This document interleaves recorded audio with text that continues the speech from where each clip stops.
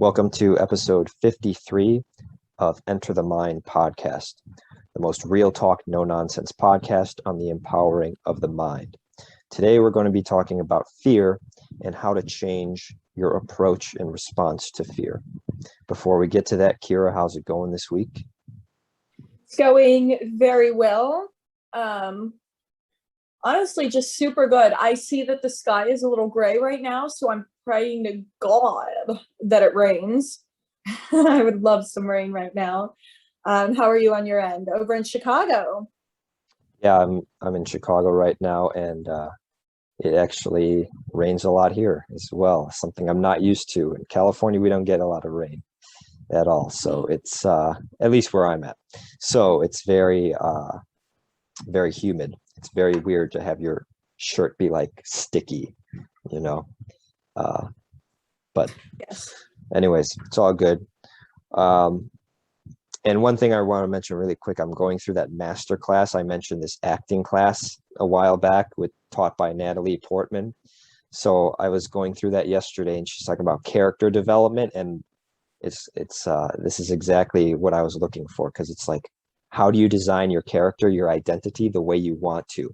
Depends on your dress, your costume, depends on your gestures, how you say things, but it's all driven by emotion, which I was learning yesterday. And what's the emotion of the character? It's so sick. It's awesome. So Holy crap, holy. That sounds amazing. Yeah, for sure. I'll have insights to share in the weeks to come. But why don't you intro today's topic, fear? What made you think of that, and kind of what's the context? Okay, so I don't know what I was reading yesterday, but I was reading something, and these words just like couldn't get out of my head.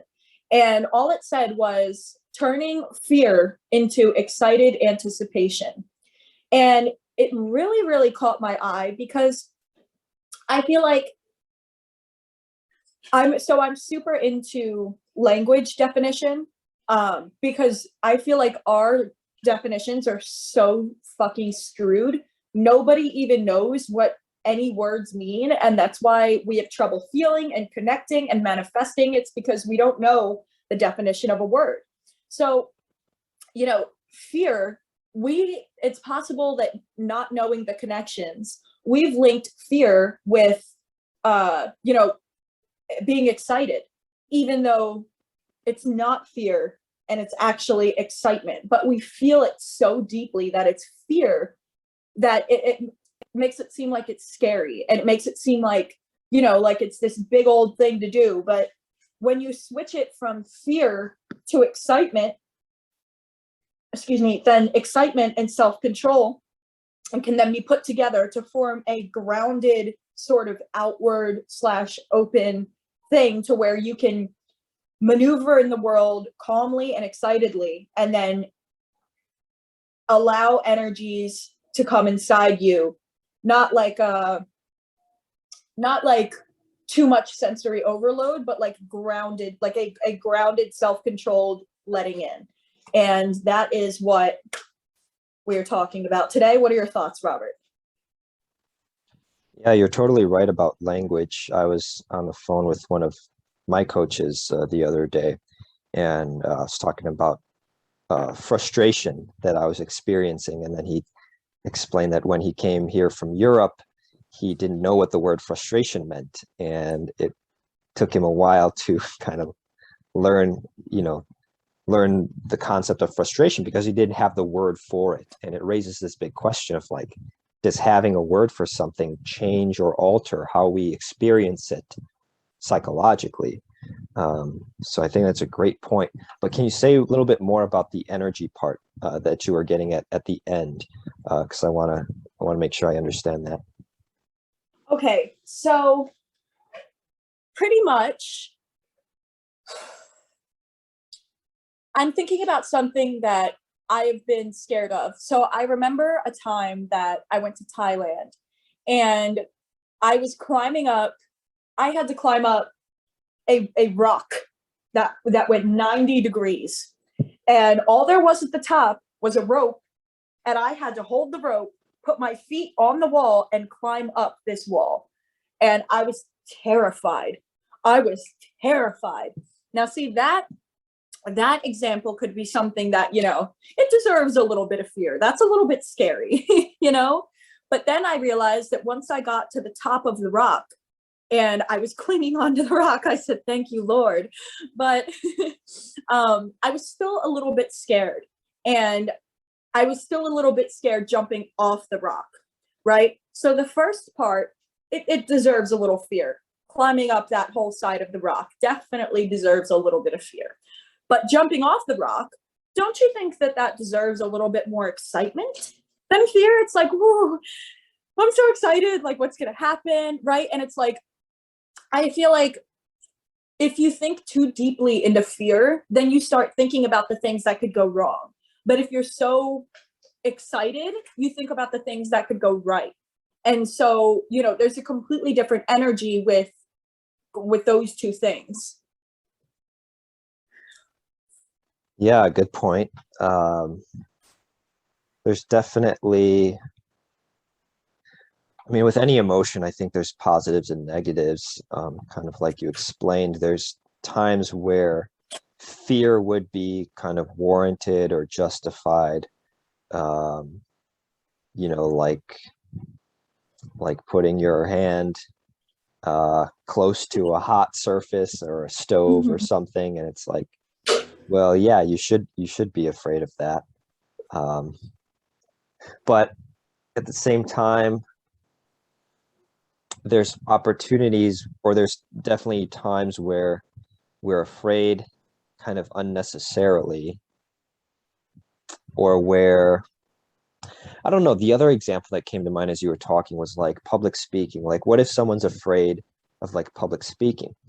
One way, and here's a mental technique I would share, is like, I would just say, good, like I should be afraid, because like evolutionarily, social rejection is like a huge threat to your survival. Like you don't want to make a fool of yourself in front of the group, right? So in a way, it's like, if I experience the fear, I'm going to say, oh yeah, that's right.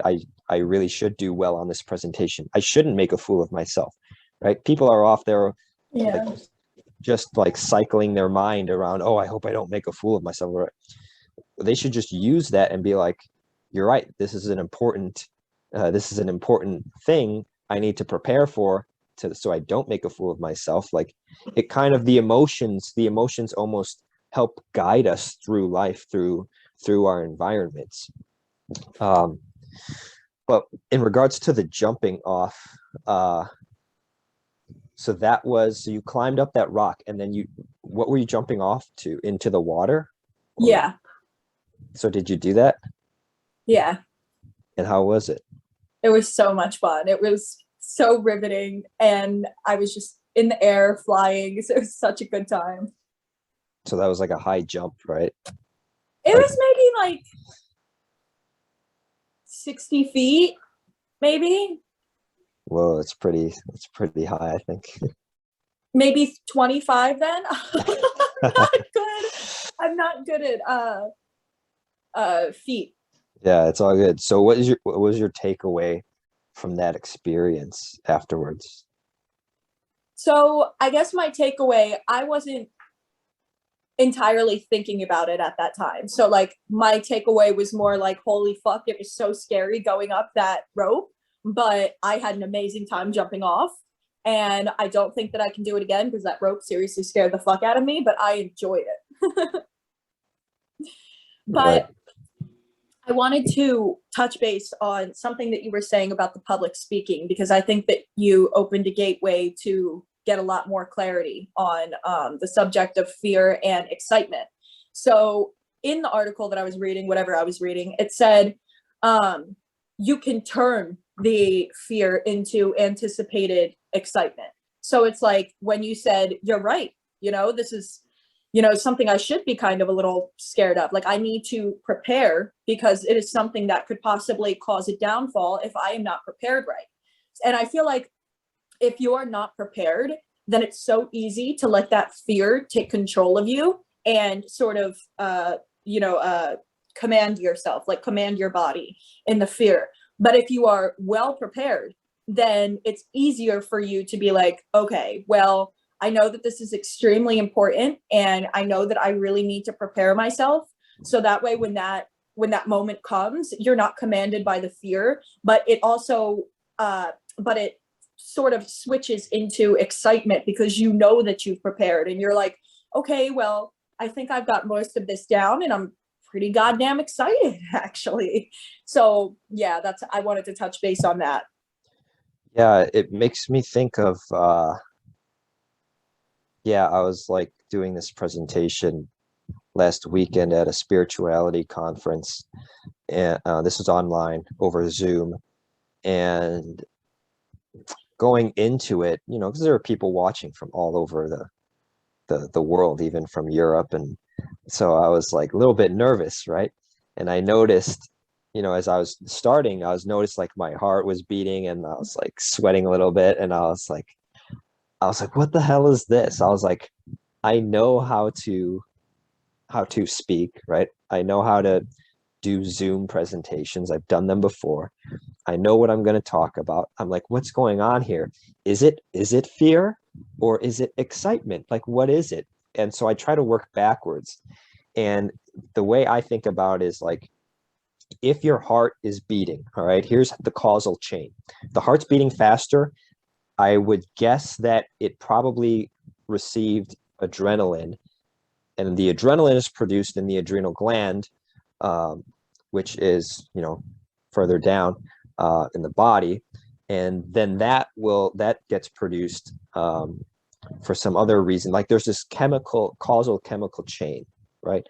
So if the heart's beating, if your palms are sweaty, I think if you trace it back enough, it must start with some sort of image in the mind. Don't you think? Like where else would it like come from? Like the causal chain, what's the first cause in that? Like what's the first step? It's gotta be some sort of image of, and I would guess that it's an image of failure. Like kind of how you said earlier on, you're either thinking about what could go wrong, or if you're excited, then you're thinking about what could go right. And if you're thinking about what could go wrong, if you pull that image up in your mind of, let's say, the image would be you get on stage and you forget everything that you're going to say. Your mind goes blank, right? If you pull that image up in your mind, you're essentially experiencing it almost as if it's actually happening, like when you have a dream and your body responds. The whole adrenaline chain activates, right? Cortisol and the stress hormones. Like you wake up from a bad dream and you know your heart's beating, your body's revved up. That's because in the dream you saw an image in your mind, you experienced that image almost as if it was actually happening, and it triggered that whole chemical chain of events that leads to the increased heart rate and the sweaty palms and whatnot. So if it's really a matter of like these images we pull up, to me, that's a significant point that we have to explore. Like, do you think that when people are afraid, is it a matter of the images in their mind? And then is the solution to just start envisioning what could go right, or maybe like replacing those images with a positive image? So I definitely 100% agree. And I feel like those images that sort of we don't really catch, and then all of a sudden we're scared or like we're nervous, excited, whatever it is, chances are most of the time there are subconscious thoughts. So they're not our conscious thoughts. Like consciously we could be thinking something, but that TV in the back of our mind has a lot more power, and it's playing something. And so our conscious doesn't really have much say in it. And then, you know, we start feeling a specific way. And then when you can then ask yourself and you say, well, what the fuck was that image that was going on in my mind just now? Like what was that? And you can go back to it. And something that I learned in, I think it was 7 highly successful principles. I always get those 2 books mixed up. But and he said too that when something pops up in your mind that you don't like, whether it's a thought or an image, you hold that image that you don't like in your head, and you say within, like, you know, with power, with oomph, you say it in your real voice with meaning, and you say cancel, cancel, cancel. And then you image another image in your thought 3 times with feeling. And that over time will reprogram your mind to start thinking those subconscious images that you might not catch all the time, but they'll certainly be there. So with hockey, it's, I was saying, when I play a game, it's mostly a mental exercise, because it's really for 60 minutes, I have to very, very diligently and closely monitor and police the images that pass through my mind. Because any image, oh, this is so sick. I got to tell you this story. At the last game that I was at, right? We're playing in San Jose, California. My teammate, he gets a pass and he bobbles it, and the puck gets away from him. And he comes to the bench and he's all frustrated, right? And I turned to him and I said, right now, this time that you're sitting on the bench, this is your time to visualize that last play happening the way you wanted it to happen. And I told him, you sit here and you visualize yourself receiving the pass, catching it strong, right? No bobbling, just like catching the pass clean. And I had him sit there and visualize while he was on the bench. The next shift, I assisted him and he scored a goal. That is like real life psychology, where it's like the images in your mind, like they directly, moments later, will cause a change in reality. And that's the link there between the mind and reality. But it's so crazy. It's so clear in hockey, right? But it's like, I've just been getting screwed over more and more the last few weeks, every time. And maybe I'm not getting screwed over more. Maybe I'm just becoming more aware of it. But I'm becoming more aware of all of the moments where I get a bad result in life, and I work backwards and I trace backwards and I say, what was the first cause of this chain of events? What was the first cause? And the first cause was an image in my mind of failure. Mm-hmm. I allowed that image to get in my mind of whatever result I did not want to happen. And it's like, I don't know, maybe it sounds like an oversimplified truth of the world, but I don't know. Do you feel like that applies to you? Like, does that resonate at all, or what? I actually really like it, because I feel like, you know, there are times when, like, I'll meet a guy in public and my initial thought is, this isn't gonna work out. My initial thought. And then it works out.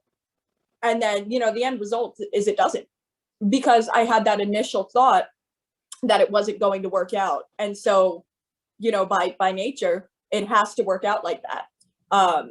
And I feel like it's definitely possible to, like, if you're going into, you know, starting a business and, you know, you kind of have these thoughts and you're like, I highly doubt this is going to work out, then it won't. Right? You know, like it won't work out. But if you have those thoughts where it's like, this is really fucking scary, but I really do think that if I do things right, that it's going to work out, you know, then it'll work out, because it's by the laws of nature, it must play out how you initially see it in your head. And I think that this happens a lot with people that you meet at first.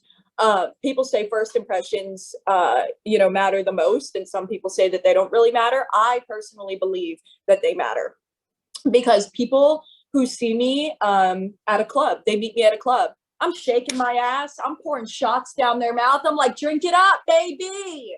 You know, they introduce me and they say, this girl is crazy, you know, right? And then it's like, I'm like, yeah, I'm crazy, but like, that's the only part I showed you, you know, but that's the idea that they now have of me in my mind.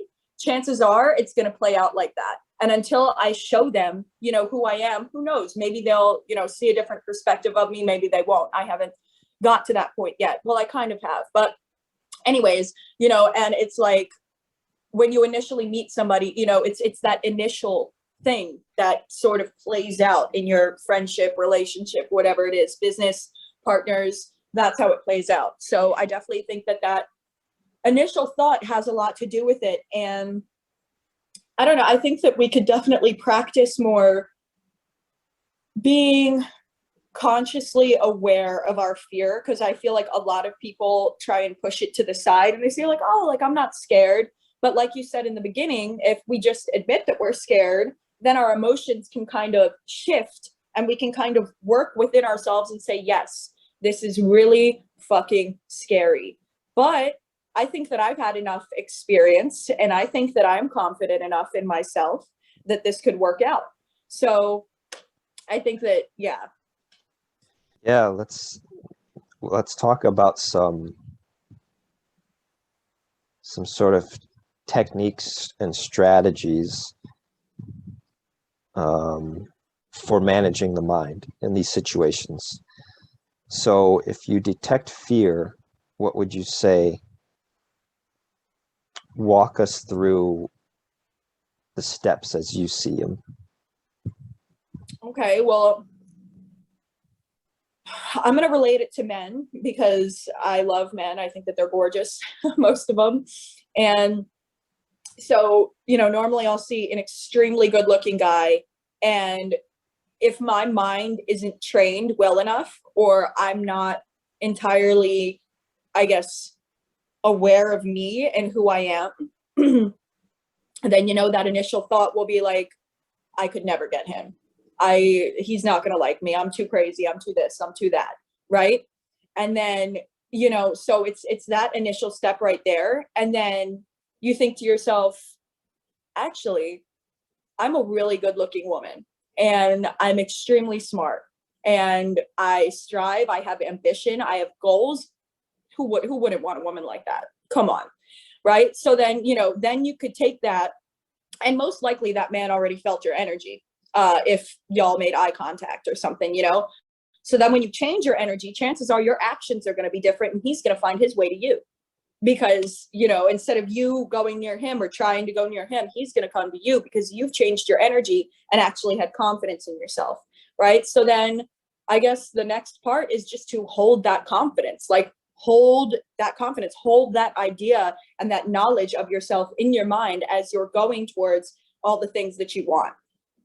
And I guess those would be my 3 steps. So I guess the initial step is realizing that you're scared and realizing that you're putting yourself down and thinking these weird things. The second step would be to actually become aware of yourself and understand that, yes, you are a woman that a man would want. And, you know, remind yourself of actually who you are and not who you people have said you are, you've said that you are in your mind, or you're not giving yourself enough credit, all that bullshit.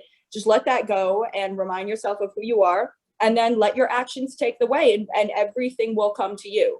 Maybe sometimes you'll have to go up to somebody if you really, really want them. And, you know, you'll still have to demonstrate that confidence. But those, I guess, are the steps in my head that I could gather up.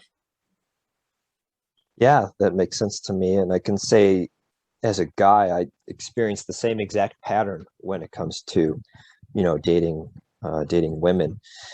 But, you know, the deeper learning is about the mind and psychology. And it's like, it's so true that, you know, here, what I think is, you know, what I think is the most underrated concept in Psychology 101 class. The most underrated concept is self-fulfilling prophecy. Self-fulfilling prophecy is taught in every Psychology 101 class, but you just memorize the definition and you write it on your exam. Like, no, we need to practice this. You know, that's like taking a quiz on like, what does dribbling a basketball mean? And it's like, you write down, oh, it means bouncing it up and down off the ground. And it's like, but can you actually dribble a basketball? Let's hand it to you and let's watch you do it. and the person will not be able to do it if it's their first time. Same thing with self-fulfilling prophecy. People know the definition, but people miss probably 1,000+ opportunities in any given day to actually use the concept, right? It's like, and even myself, I'm not perfect, but it's crazy that how much more aware I'm becoming of it, of like these images. And you're so right. It's like, I've had some amazing experiences in dating and in my relationships with women when I'm able to quiet my mind, right? That stupid mind that's like, well, it probably is not going to work out because of XYZ, or, oh, she lives too far, or blah, blah, blah, right?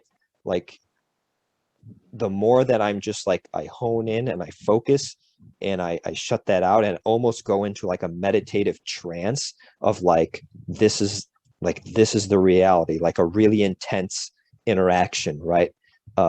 With a female. And it's like, it's just in my gut, right? I'm listening to my gut and not my mind. And my gut is telling me it's on, because my gut knows, my gut and my heart know it's on. And when I listen to those parts of myself and I shut off this, this, what do you call it? The brain is powerful. Don't get me wrong. I'm not trying to like put down the mind. The mind is important if you're trying to plan ahead, and like, it's good at coming up with potential problems.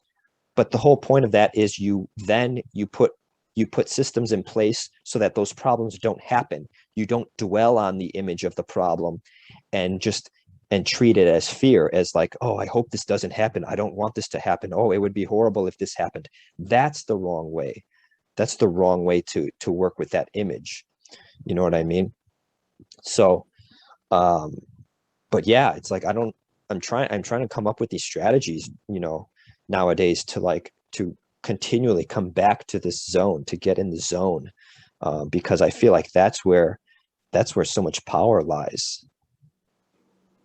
Completely agreed. And yeah, so I guess, the next step would be to, understand where you've fucked up in your life, and like where you've, made that fuck up, and, how it makes you feel, and something that you want to happen differently. And, because I feel like there are a lot of situations in our lives where we imagine something wrong, and then we fuck up, and then we don't actually understand why. But I definitely think that fear could be a number one main reason, and that it's like fear, self-sabotage, and that self-fulfilling prophecy. And it's that kind of like, who the fuck do I think I am sort of mindset. Like, who do I think I am thinking I'm all that, So I think that it roots from there. And in order to, hush those down, hush that fear, you can turn that fear into the excited anticipation. And I think that turning it into the excited anticipation will help melt away the who the fuck do I think I am, and the other thoughts about that. Because when you're in fear, it leads and branches off to other things. But when you're in excited anticipation, it branches and leads off into other things as well. So I think that you just need to understand, where you fucked up and where you feel fear. And then, like we said in the beginning, to prepare yourself for whatever you're doing, so that way you can turn that fear into excited anticipation, and you can get that domino effect, etc. Because we all know that one gives a certain outcome and one gives another outcome. Yeah, there's a lot of truth and gold nuggets in everything you just said. I hope people caught all of that. Me too. But you do. The domino effect, I was going to say spiral, but it's the same concept, that you're always spiraling. It's either in negative spiral or in a positive spiral. And And that's just how it works. And, you know, we live in a we live in a world of cause and effect, and that that includes our mind. Our mind is a piece in that chain of events. And you hold an image in your mind of something negative, it's going to chain reaction into some sort of manifested reality of that same image. And we all understand this, and probably 90% of people would nod their heads in agreement as I say that. But again, it's a matter of, can you apply that concept to your day-to-day life? Can you apply that every minute of the day? Because I guarantee you, there are multiple opportunities every minute that you can do that. So I don't know, I think we, without even announcing it, I think we kind of just said our final thoughts. That it kind of feels that way, don't you? Yes. Yeah. Really quick, I wanted to say something, actually. I think that this topic had a lot to do with why I got sick earlier. And I think it's because I'm really, really embodying what we're talking about, and I'm really, really connecting with what we're talking about. And I think that it's making me nauseous because it's changing who I am, and it's hard to stomach. So I wanted to say that if anyone experiences this, if anyone experiences nausea, well, I guess really immersing in the topic that we just talked about and the thoughts in your mind, if you feel nauseous, don't worry, it's a good sign, just let it flow. So good point. And we did edit that out, but yeah. If anybody's confused, Kyra got kind of nauseous in the middle of the filming. All right, so a power question of the day would be, how about this one? How is this an opportunity? So anytime you start to feel fear of something, you say, how is this an opportunity? Because what that will do is that will take you from the negative spiraling and start to reverse the direction into a positive spiral. Because if you say, how is this an opportunity? You're going to say, well, you know, this positive thing might happen. And what you do right there, that pulls up a positive image in your mind. That's going to trigger some sort of behavior that then triggers another positive image in your mind. And then you're on the upward spiral and no longer in the downward spiral. So power question of the day, how is this an opportunity? Rocking it. All right, thank you all for watching. We'll be back next Wednesday with another episode. In the meantime, show your love if you enjoyed this by smashing that like button, subscribing, sharing, and of course commenting, letting us know what questions you might have for future episodes and what topics you would like us to discuss. So once again, we appreciate everybody who watches and listens, and we'll see you next week.